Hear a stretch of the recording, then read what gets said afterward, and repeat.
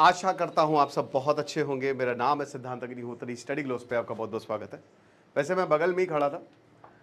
देखिए, ये कुलदीप नेगी साहब ने बनाया है और मैं उनको बहुत बहुत शुक्रिया बोलना चाहता हूं, क्योंकि उन्होंने असलियत दर्शाई है। जो भी इस तरीके के वीडियोस बना रहे हैं, भेज रहे हैं, मैं उनके दाद देता हूं, सल्यूट करता हूं उनकी हिम्मत की, क्योंकि बनाना आसान नहीं है दोस्तों। ये तपकेश्वर मंदिर, आप हालात देखिए, आप ये देखिए हालात देखिए।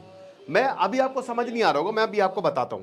देखिए, तपकेश्वर मंदिर जो है ना, ये है तपकेश्वर मंदिर और ये हनुमान जी की मूर्ति है। ठीक है, मैं क्योंकि देहरादून जाता रहता हूं तो मैं कई बार तपकेश्वर मंदिर गया हूं। ये नदी है, ये नदी नीचे बहती है, ये मंदिर है। यहां पे हम लोग, अब देखिए यहां पे आप खड़े रहते हैं, ये मंदिर, ये मूर्ति बहुत ऊंची है, बहुत ऊंची मूर्ति, और बिल्कुल नीचे सीढ़ियों से आपको, अब तो लिफ्ट भी लग गई है, 5-10 रुपए लगते हैं तो आपको जाना पड़ता है।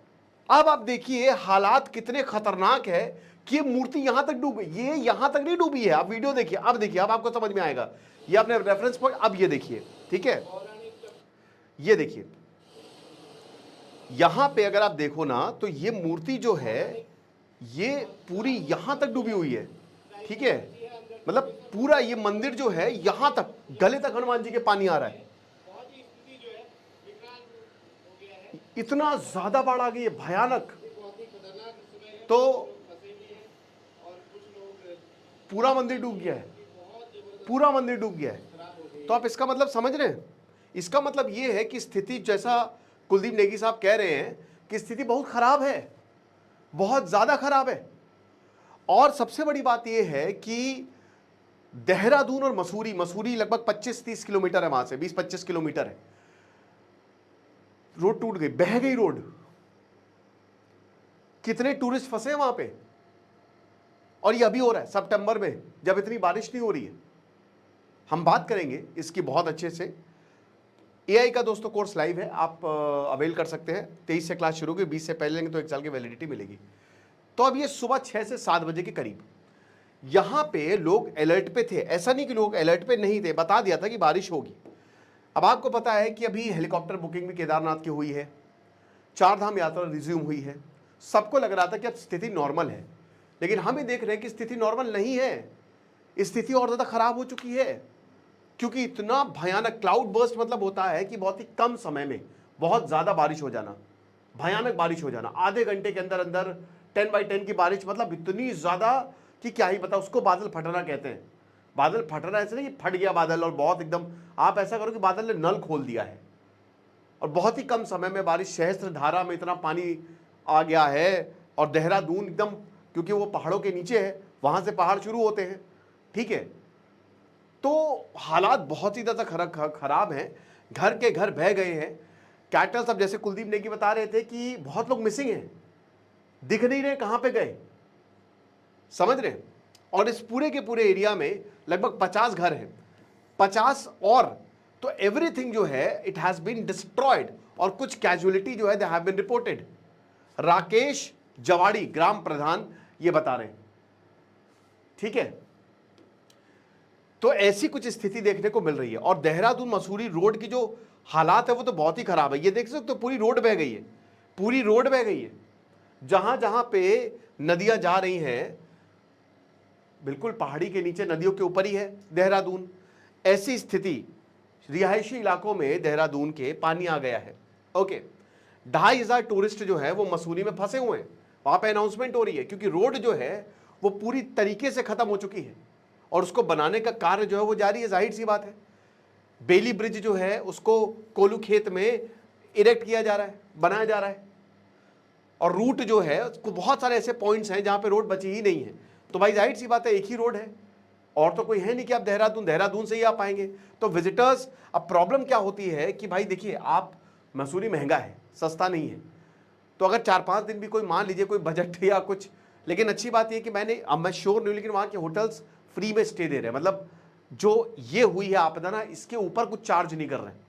तो ऐसे ही होना चाहिए, फायदा किसी को नहीं उठाना चाहिए इन चीजों का, ठीक है ना। और यहां पे जो बता रहे कि ये बड़े बड़े पत्थर और डेब्रिस है, उसको क्लियर किया गया है, लेकिन अभी भी हालात उतने अच्छे नहीं हैं। अभी मॉनसून रिट्रीट कर रहा है, लेकिन यहां पे क्लाउड बर्स्ट हो गया। और तपकेश्वर में तो, तपकेश्वर महादेव की जो तस्वीरें आई हैं वो तो वाकई डराने वाली हैं। ऐसा तो कभी नहीं देखा दोस्तों।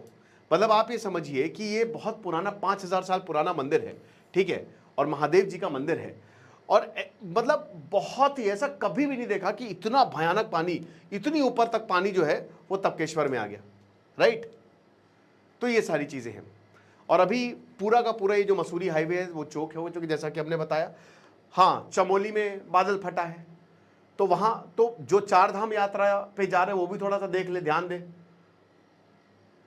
और अभी सबसे बड़ी बात यह है कि ये चीजें बेहतर नहीं हो रही है ना। हो सकता है अभी 1-2 दिन और बारिश हो। इस बार मैंने आपको बहुत पहले ही बता दिया था कि ला नीना है, तो बारिश होगी ही होगी, तगड़ी होगी। अभी तक अल नीनो था, और इसी ला नीना की वजह से अभी मेट डिपार्टमेंट ये कह रहा है कि कड़ाके की ठंड पड़ेगी इस बार, और ये ठंड अक्टूबर से ही शुरू हो जाएगी। इस बार बहुत भयानक ठंड पड़ने वाली, तो उसके लिए भी the winter is coming, embrace for it. फिर क्लाइमेट चेंज तो है ही है। क्लाउड बस्ट क्यों होते हैं? नमी लेती हुई हवा ऊपर जाती है, जहां पे बहुत ज्यादा मॉइस्चर होता है, पहाड़ों पे टकराएगी, और जैसे ही पहाड़ों से टकराएगी वो सारी की सारी नमी छोड़ देगी, सब पानी छोड़ देगा, वो प्रेसिपिटेशन होगा, ठीक है। अब मेडिटरेनियन सी जो वेस्टर्न डिस्टर्बेंस होते हैं वो ईस्टवर्ड जा रहे हैं। जाहिर सी बात है, मैंने कई बार मैंने लो प्रेशर और हाई प्रेशर का कंसेप्ट आपको समझाया है। तो भाई जाहिर यहां गर्मी बहुत ज्यादा हो रही है, और गर्मी हो रही है तो सारी की सारी हवाएं जो है वो यहीं पे ही आ रही हैं। इसी वजह से वेस्टर्न डिस्टर्बेंस का इम्पैक्ट जो इंडिया पे है वो बहुत ज्यादा है। और नॉर्दर्न रीजन जो है, क्योंकि यहां उतनी गर्मी पड़ती थी नहीं, अब पड़ रही है, और जब जितनी ज्यादा गर्मी पड़ेगी तो लो प्रेशर क्रिएट होगा, और जहां लो प्रेशर होगा तो high pressure to low pressure हवा जाएगी। तो ये मेन रीजन है।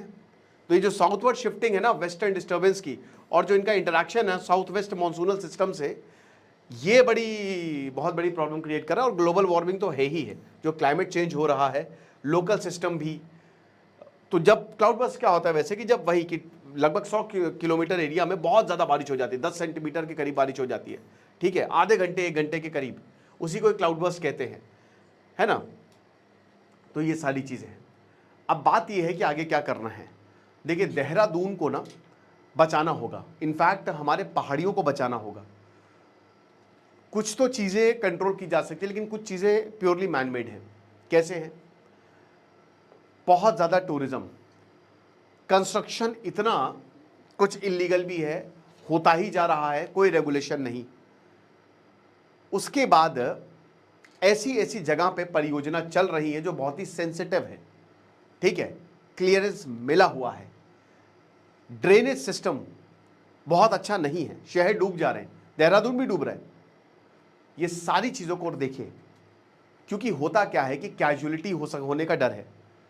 और अभी मैं एक वीडियो देख रहा था कल कि भाई घर खिसक गया। जब आप इतने ग्रेडियंट पे क्लियरेंस मिलेगी और भयानक करप्शन होगा, सरकार देखेगी नहीं, तो लोग मरेंगे ही मरेंगे। तो कहीं ना कहीं इन चीज़ों को देखने की ज़रूरत है। उत्तराखंड पे कैप लगाने की ज़रूरत है। ये जो रील और सोशल मीडिया की वजह से इतनी बाढ़ आ रही है लोगों की, उसको भी कहीं ना कहीं रोकने की ज़रूरत है। मेरे ख्याल में अभी रजिस्ट्रेशन सिस्टम किया है उत्तराखंड ने, जो कि अच्छी बात है, 4 धाम में भी किया है, लेकिन इसको स्ट्रिक्टली फॉलो किया जाए।